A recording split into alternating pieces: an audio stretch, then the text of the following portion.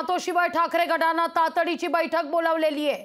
उद्धव ठाकरेंनी ही बैठक बोलावलेली आहे। मातोश्रीवर ठाकरे गटाचे नेते येण्यास आता सुरुवात झालेली आहे। अपात्रतेसंदर्भात निकाल लागल्यानंतर आता उद्धव ठाकरे यांच्या गटामध्ये अंतर्गत धुसफूस असल्याची जोरदार चर्चा आहे आणि या चर्चेच्या अनुषंगाने आता मातोश्रीवर बैठकीला सुरुवात होते। मातोश्रीवर ठाकरे गटाची तातडीची बैठक होणार आहे। काल जसं उद्धव ठाकरे यांनी आपल्या पत्रकार परिषदेमध्ये देखील स्पष्ट केलेलं होतं की आम्ही या सगळ्या संदर्भात सुप्रीम कोर्टात जाणार आहोत, पण सुप्रीम कोर्टाने मात्र सुमोटो दाखल करत अध्यक्षांवर कारवाई करावी अशी मागणी उद्धव ठाकरे यांनी या पत्रकार परिषदेतून केलेली होती।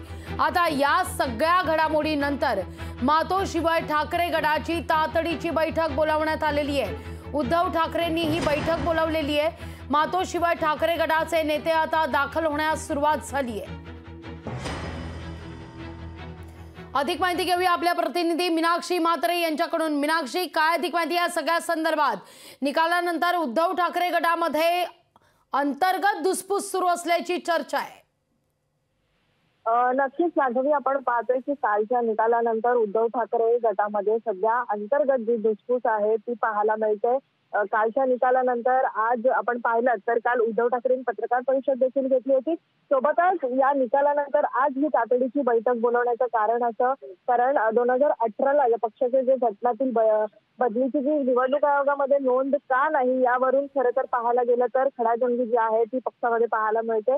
आता काही वेळापूर्वीच आपण पाहिलं तर संजय राऊत, सुभाष देसाई, अनिल देसाई, सुषमा अंधारे आणि इतर नेते जे आहेत, अरविंद सावंत असतील, इतर नेते जे आहेत ते मातोश्रीवरती दाखल झालेले आहेत। खरं तर पक्षातील प्रमुख नेत्यांनी या ठिकाणी उद्धव ठाकरेंकडे या उपस्थिती जी आहे ती लावलेली आहे। खरं पाहायला गेलं तर घटनेतील बदल, घटनात्मक रचना, त्यासोबतच निवडणूक आयोगाची पत्रव्यवहार यामध्ये त्रुटी आढळण्यात आलेल्या आणि विधिमंडळाचे जे अध्यक्षाने विरोधात निकाल दिला त्याच्यात आपण पाहतोय की याच संबंधित जो निकाल आलेला आहे आणि या निकालामध्ये नेमकं काय काय राहिलेलं आहे, नेमकं कोणकोणते पत्रव्यवहार झालेले नाहीयेत, या सगळ्याच प्रश्नांवरती ही चर्चा आता होते। कारण याबाबत उद्धव ठाकरेंची चर्चा करण्यासाठी आपण पाहतोय स्वतः संजय राऊत असतील किंवा मग अरविंद सावंत असतील, सुभाष देसाई असतील, अनिल देसाई असतील, हे सगळेच मातोश्रीवरती दाखल झालेले आहेत।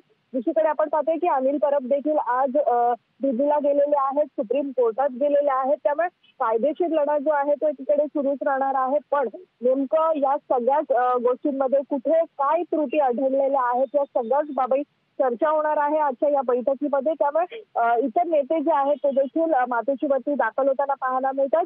तर दुसरीकडे आपण पाहतोय की निवडणूक आयोगामध्ये घटनेतील बदल जे आहेत ते घटनेच्या प्रती सोपवण्यात आलेली होती की नाही, त्यामुळे जे आपण पाहतोय की पक्षाकडे एंडोर्समेंट कॉपी नसेल तर संबंधित नेत्यांना जाब विचारण्यात यावा अशी काही नेत्यांनी, उद्धव ठाकरे गटातल्या नेत्यांनी त्यांच्याकडे मागणी देखील केलेली आहे।